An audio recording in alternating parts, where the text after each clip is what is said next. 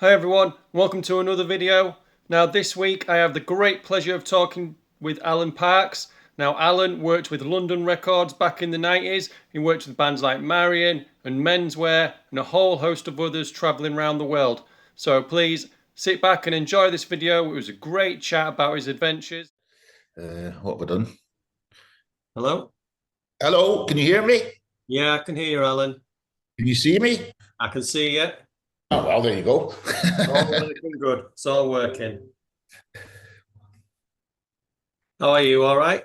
I'm good, yeah. How about you? Yeah, I'm good, thank you. I really appreciate you giving up your time to have a chat with me this evening. Thank you very much. No worries. No worries. Responded to James's post on X. He runs the Britpop Memories account. You said you worked for Laurel. Was it London? Sorry, through Laurel. Yeah, I worked for London Records, which was kind of mainly a dance label, to be honest, when I started joining. And it was a lot of Northern House records and all that sort of stuff. And then the Laurel sort of signed to London, if you know what I mean. It became a sort of subsidiary label.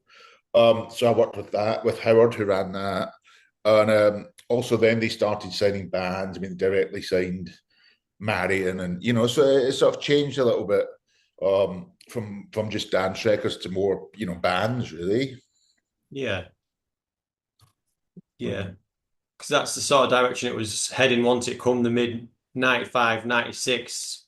Bands signing bands was the big thing. Yeah, it was a big thing. It was like the gold rush, It was like everyone had to have Britpop bands because at that time they were pop music. They were on the radio. They were what people, it's kind of hard to believe now, but at the time it was bands that were the pop people. So Yeah. yeah, certainly everyone needed, a few Britpop bands, which most major labels ended up having to better, worse effect. But I think just about everyone had a couple. Yeah.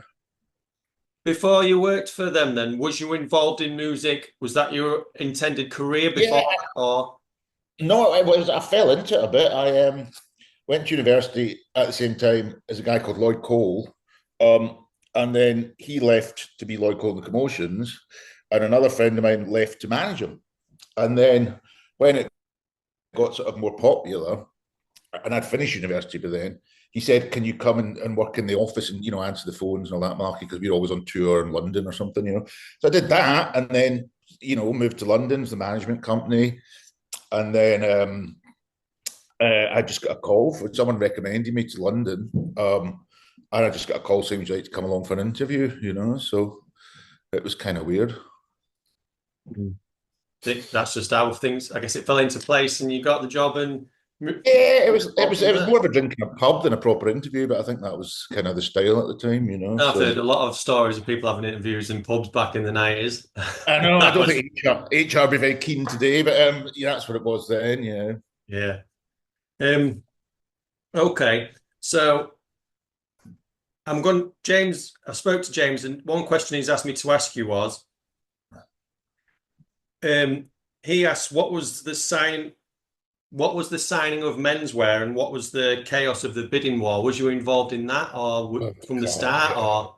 it was so nutty. I cannot tell you. It was like they they they were like the next big thing. And I remember the debut, and Howard was fairly involved with them, and the manager Adrian. So we'd are kind of in. So the first gig was at Smashing, Yeah. and I think they played like four songs.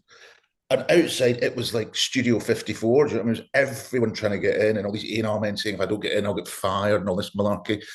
So it was all a bit nuts.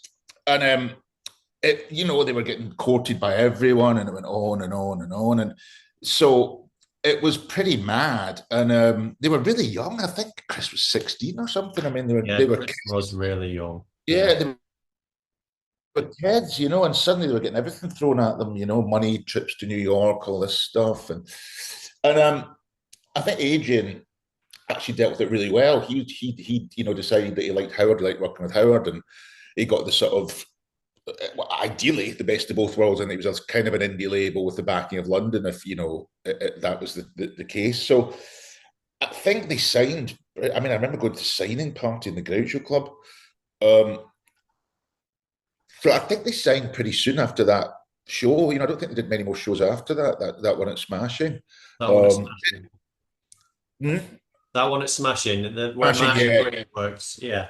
yeah. Right. It was pretty nutty because Martin and Adrian ran it, so it was all kind of and Adrian was always on the door giving it his kind of, no, no, no, you can, all this stuff, which was quite funny. And a lot of A&R men weren't dressed to his taste, so they weren't allowed in. And so that was that. So it was fun, yeah. So I think they signed pretty soon after that. And I think the first record came out pretty soon after that. The first single, it was pretty Yeah. speedy, I think It it was, came out pretty much after that. Yeah. yeah, I'm not sure, but it was probably like a couple of months, maybe even that, it wasn't long at all. And they were on the front of the bloody music press for they didn't put a record and all this malarkey, which angered some people enormously because they hadn't paid their dues and traipsed around fucking Sheffield for 6 years. So some people got really annoyed, and some people thought it was quite funny. And I was a member of the "It's Quite Funny" brigade, so that was all right. It was exciting, and they were great. They were young, they looked great, they had good songs. It was what's the downside. So they polarized people a bit, and they quite liked doing that. So, and they kind of played up to it. But they were kind of the eye of the storm for about 6 months. It was pretty difficult for them. I think they probably had like one day off in 6 months or something. Really? What? Just one day off in 6 months? Probably. I mean, you forget, bands, if it's working, it's like a Yeah. horror story. It's just constant. Um, it's just promotion, tour, press, photo shoot, video shoot. It just goes on and on and on. Yeah. And it's not actually much fun. It is fun, but it's exhausting beyond belief. And people say, why are the bands so grumpy? I'm like, well, you'd be grumpy if you hadn't a day off in 6 months and we're having to go up at 4 in the morning to fly to Belgium to do a TV show. It's not exactly. Well, actually, never remember now. I've gone mad. We went to Paris with them for some reason. We went to Paris. They played in Paris, and at that time, this was obviously before the internet and all this kind of malarkey. So we went to Paris to film them playing because we had no footage. You know what I mean? There was nothing, Yeah. and that was really soon, and that was pretty nutty. Someone got stabbed, and the girls from Shampoo were there, and it was just pretty nuts. In France, it was they played in Pigalle, which at the time was the kind of Soho. It was a bit rougher, to be honest. Soho of Paris, so that was pretty soon, and we filmed them there at the concert. Can't really remember what happened to the footage, but we did that. So yeah, it was kind of full systems go from the beginning, really. All right. Was you I've got a couple of pieces here because Menswear are my favorite Britpop band, and I've got a Are couple of they? pieces of I've got a few pieces of memorabilia because I do collect Menswear memorabilia. Ah, right. I've got this is the original flyer from a gig at Smashing, but this is a copy I made of it to just put on the wall. Was you at Ah, this right. gig? And Campag Velocet. God, forgotten all about them. So it's Monday, the 30th of January. What was that, 94 or something? It's early '95, I've been told. All right. Oh, God. yeah, Well, yeah, it would be if it was January, yeah, beginning of 95. yeah. Yeah, that was a big night. I've also got an all access all areas pass. I'm sure Matt, did you have one of these when you was I with did. Menswear? Yeah, I did. Um, ah, yep, I had one of those. I don't Yeah. have anything. I didn't keep anything. Because you did say on X that you went on tour with them, so and you've just said you went to Paris with them. Yeah, So they had that tour that Catelyn Moran wrote about for the Melody Maker, which I remember was pretty nutty. I can't remember if they were supporting someone or if someone was supporting them. I can't remember. But it was the first time they'd kind of played outside London. And of course, they were a very not London Records, London City band, yeah, and I think people thought they weren't going to do very well outside London, but they did. And, you know, I remember me and Howard went to Sheffield to see them, which would be the Lead Mill, I think it would probably be, if I can remember rightly. And they went down incredibly well. And me and Howard went to a chip shop on the way back to the hotel to get something, and we went to pay, and the lady said, "We don't take money from the police force here." I was like, so she thought we were policemen, which was kind of bizarre. But so that was a bit odd. I go, Howard's big, I'm big, short hair. They don't really look so. But yeah, so that tour was pretty nutty. You were staying in hotels and people were having weddings and there were people screaming and shouting outside and all this malarkey. So, it was good fun, but it was pretty nuts, and I think we went to Sheffield, probably went to Leeds, that sort of bit of the tour. Yeah. Uh, and they played Tea in the Park that summer, I think, Yeah. which was when it was still in Glasgow rather than away in Stirling or whatever it is. And that was pretty nutty. It was the first summer they had. I don't know if you remember that hooch, that sort of alcoholic lemonade. Yes, I know what you mean. Yeah. Alcopops. It was the first time they had them, so of course they were giving them out, hand over fist to sort of get people get photographed with them, in the music papers. Everyone was completely, out their head in these bloody Alcopops and whatever else. It's quite easy. So it was a pity. You don't taste the alcohol in it like a lager or anything. It's just no, it just tastes like sweeties, and no one had ever had them before, So everyone's like, "Oh my God, that's amazing." So yeah, they did that as well. So yeah, they did quite a few different things, really. I'm trying to remember. Yeah, that tour, and then I think Caitlin wrote a big report thing on it for Melody Maker, I think. Yeah. I can remember, all of us sitting in the bar of some dodgy hotel in Sheffield, at 3 a.m, getting room service drinks and all this stuff. It was kind of nuts. But in the retrospect, it was good fun. So that was that. You mentioned Hooch, and I actually saw Hooch on sale the other day in a shopping. My local book. Menswear did do a promotion for Hooch over in Japan, didn't they? And they did do a song about it. Yeah, did they? Yeah, I don't know. Probably, if it was Japan, I probably wouldn't have had anything to do with it. But yeah, it was a big thing then. Hooch, it was a big revolution in getting drunk, and it was firmly targeted at 18, 19-year-olds. It was probably realistically 14 or 15-year-olds, but the reality of it, But so yeah, it was a big thing at the time. So was you in, as well as being on tour with it, was you involved in anything in the back area? Was you involved in the album or the designs that was on the album and the singles and stuff? I mean, my official job was creative director, I think. So I commissioned the artwork, the photography, the videos for the band. So, do you know why this was picked? Do you know what? No, because the singles look really good. Yeah. And the album's a bit rotten. I think, if I can remember, the band were desperate to have a television on the front of it for some reason. I don't quite remember, but the singles looked a lot better than the album, I thought. The inside of the album's quite nice, but that front cover's a bit. Yeah, it's not. See, I always thought it was a computer, not a TV. I thought it was meant to be like a computer, but yeah. No, that was a state-of-the-art giant TV at the time. That was right. But yeah, they were desperate to have it on the front for some reason, so we kind of went with it, but it wasn't the best. But the singles always look better, So was there any other ideas other than the TV that the? No, it was always the TV, as far as I remember. Of course, certain aspects of the record company were desperate to get them on the front, which Adrian and Howard were having none of, but I think quite a lot of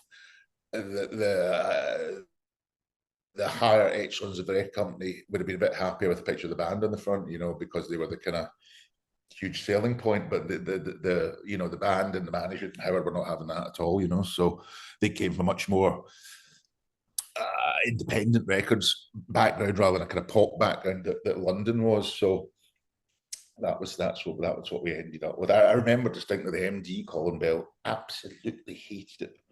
The album cover. Yeah, just screaming and shouting at me, going, "Why have we got this terrible album?" And of course, I said the worst thing you can always say to people. I said, "Well, the band wanted it, but I don't care what the band." So that was the kind of clash in London because there was a lot of. They had to get their head round bands that had opinions rather than kind of DJs who just made a record and didn't really care about anything else, So it was a bit different. I mean, they had bands, obviously, they did, East 17 and Finding Cannibals and Shakespeare's Sister and stuff, but they were kind of firmly more in the pop area than the kind of NMEA, area. So it was a Yeah. bit of a bumpy road sometimes. As well as menswear, you said you Shaq, Marion, Tiny Yep. Monroe, they were all in that Yep. Britpop-esque thing at the time. Shaq were on Laurel, I think. Yeah. Tiny McGraw were on Laurel. Marion were a direct signing to London. Tiny Monroe, and this is where my memory starts to escape me. I think we only did one single with Tiny Monroe. I can't really remember. No, I think they did one album and three singles off the top of my head. I think God shows you how much I know. Yeah. Shaq, I think we put out, or Laurel put out an old record, a sort of reissue, and then we put out the HMS Fable one. Yeah. That was the one. So I think that's all we really did with them. Amazing album that. It's amazing. HMS Fable, yeah, everyone likes that record. It's I like the cover. It's all like an old Matchbox. Yeah. Um, but Shaq had their troubles at the time, shall we say? They were a little bit, um,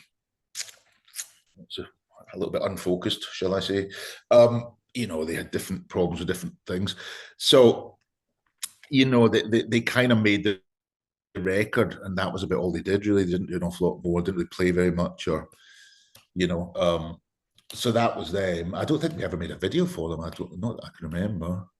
No, I Um, can't say I've ever seen a video for Shaq's. no, I don't think so. I remember we did a little 7-inch for Streets of Kenny that had the map of Kenny, which is an area in Liverpool. That was quite nice. And then we did the matchboxy thing. Um, but yeah, no, it was a very critically acclaimed record that's kind of grown over the years. Everyone liked it at the time, but now it's got a kind of more mythical quality. People are very interested in it, and so that's good.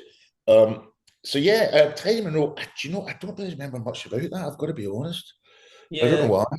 they're not a particularly big band, not talked about in the same vein as Shaq are now, but people still do remember them from time, and they come up sometimes, from time to time. But Yeah, I don't. I mean, I remember meeting them. I remember doing a photo shoot with them. I remember doing the record cover, but I don't remember much about it really. Um, to be honest, I'm afraid. was would you know who was given money wise? Who had the biggest push? Would you say out of Shaq, Marion, Menswear? Who was seen Uh, as the next big band? Who was given up the well, most? it was Menswear were seen as the next big pop band. Yeah, Marion was seen as the next big kind of Smithsy band, more rock yeah, thing. So they both got quite a lot of money spent on them because the expectation was pretty high for both. Um, there were kind of two sides of the coin. One was a bit more in the suede kind of area, and Menswear were more in the kind of pop blur kind of area. So they were different, but I think the expectation was that they would both do really well, so it wasn't difficult to get money for videos and that sort of stuff. It's because you sit in these dreadful things. God, what are they called? I can't even remember.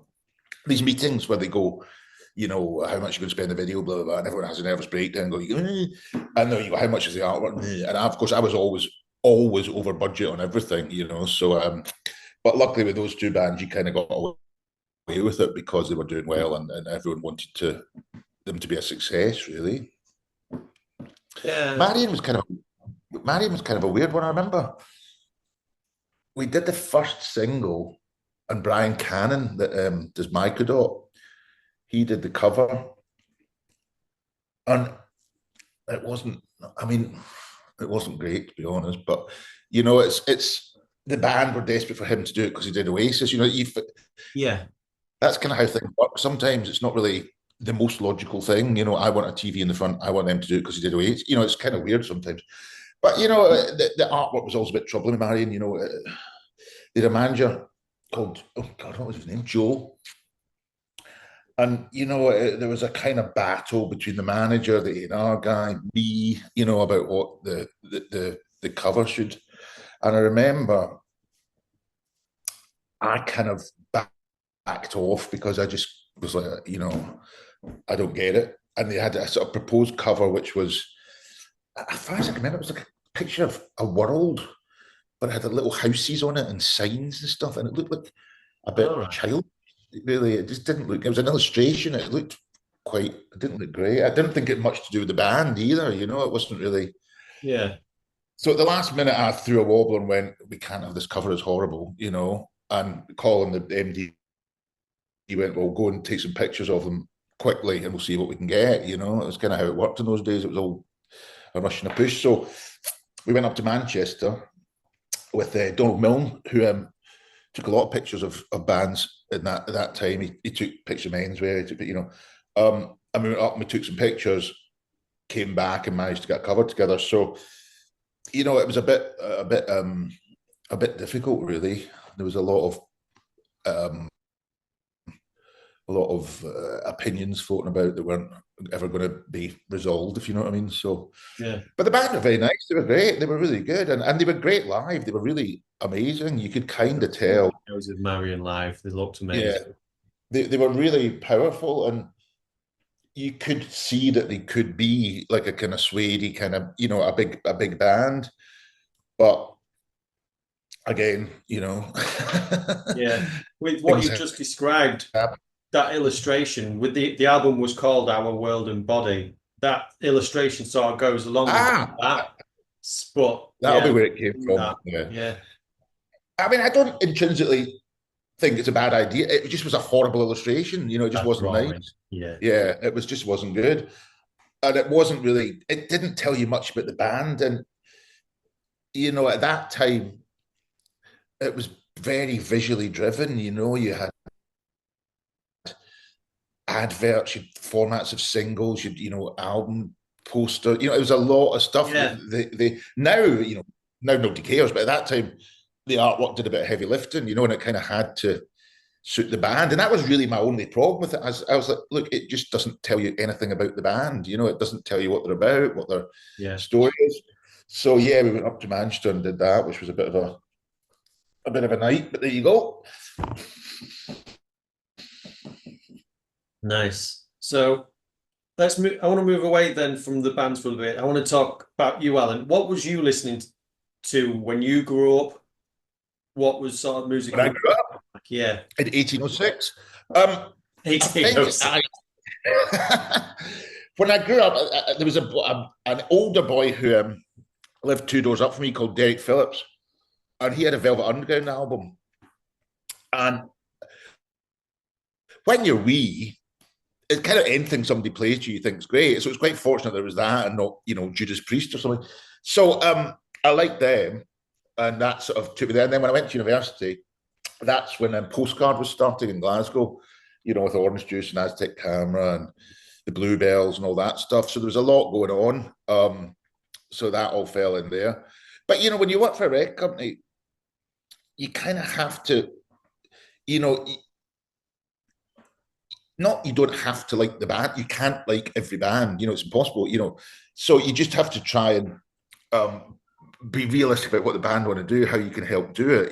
It's not like not every job is some impassioned. Oh my God, I must have. Some of it's just a job. It's like Yeah, you cover. You help them with the cover and the videos and stuff. So you end up working on some strange things. I did a lot of work with Enya, which was bizarre. A lot of stuff with Factory, which was great. So yeah, you end up with a big range of things. It's quite odd, yeah. and we kind of my memories are terrible as I told you, but I think kind of after Britpop, we kind of went straight into All Saints, and that was a big band on London. Yeah. I think that was probably the next kind of big thing, as far as I remember. So then that'll change. It's all about something else. So you kind of have to sit back a bit and go. I mean, I did like the records, but probably I'm not the target market. It's not for me. It's so No. you have to kind of imagine what they want to put over and all that stuff. So really, that was all that I ever tried to do was to make the artwork or the videos tell you more about the band and help you Yeah. like them, you know. So that was the only idea, really, you know. And so, Menswear's videos were kind of upbeat and colourful and all that stuff, and the Marion ones were kind of the opposite. They were dark and a bit more arty, a bit, for what a better one, a bit gloomier, you know. Of course, So yeah. you kind of have to balance things out for people, and help them do that. Yeah, so it was a lot of different things. Did you have a favorite artist or band you like to listen to in the 90s? And did you have any thing on rotation that you would listen to? Not necessarily who you worked with, but Yeah, I liked Sway. I remember I had a friend called Malcolm Dunbar who sadly passed away, and he was an A&R man. And I used to go out with him at night to see bands, something to do. And I remember going with Stephen Laroni from Altered Images, of all people, quite strangely. We went to UCL, University College London, to see Suede. And they weren't playing in the hall. They weren't even playing in the stage in the bar. They were literally in the corner of the bar, of the standing room. there. And it was, yeah, I mean, it was nuts. They were the same level as, they weren't up on anything. And it was a really early gig, I think. And I think Malcolm had paid for some demos. Um, and I imagine Saul would have been there that later ended up signing them. But there were very few people there.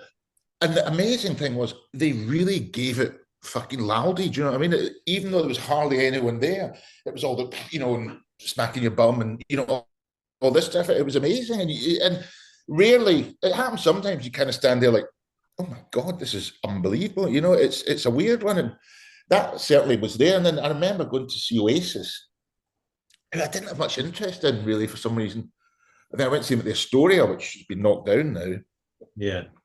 And at the same thing, you were just like, oh my God, that is unbelievable. It was a complete game changer. It was nutty. So, every so often you would go and see a band that kind of changed things, and really were a big thing. And that was always a good thing, that it always kind of renewed your faith in music and, but having said that, if you go out, with A&R, then they'll come along and see, Joe Schmo, and most of the time they're not very good, they don't get signed, and that's the end of that, No. But occasionally you get one that really, changes things, which is good. Yeah. So they were great.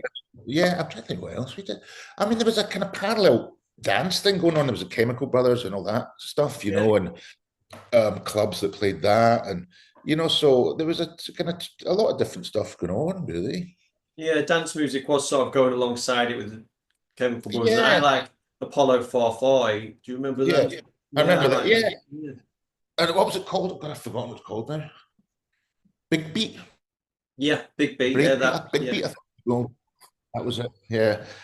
So yeah, that was good, and so that stuff was all going on as well. So you had a lot of different things, and then what else was going on? I'm trying to think. And then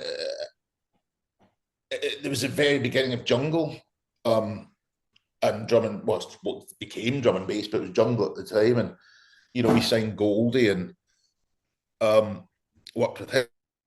But the records, I remember the head of the company, the guy called Tracy Bennett, came in one day in the marketing meeting and he said, "You've got to listen to everybody. You've got to listen to this record." We played this drum and bass record, and you'd never heard anything, with that sort of bizarre percussion, that sort of weird drum pattern and stuff. I can remember just sitting, oh my God, that's absolutely unbelievable. So you still got those big shocks, which was good. And there's, and I always said it, and there's always some 16-year-old kid in the bedroom who's going to change the music, be it Mike Skinner or be it Billie Eilish or be it anyone. Yeah.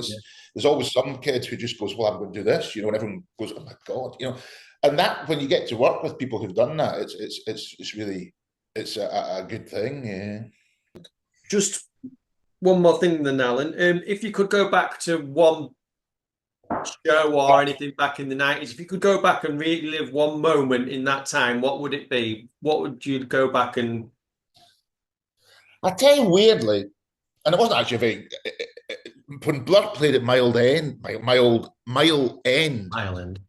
Mile End, and I think Pulp supported them. I might be wrong. I might be right. Um, and it was it was kind of the end of something. Weirdly, it was kind of, you felt like there was been a line drawn and everything. And I remember they had a party afterwards in a boxing gym in Whitechapel, I think.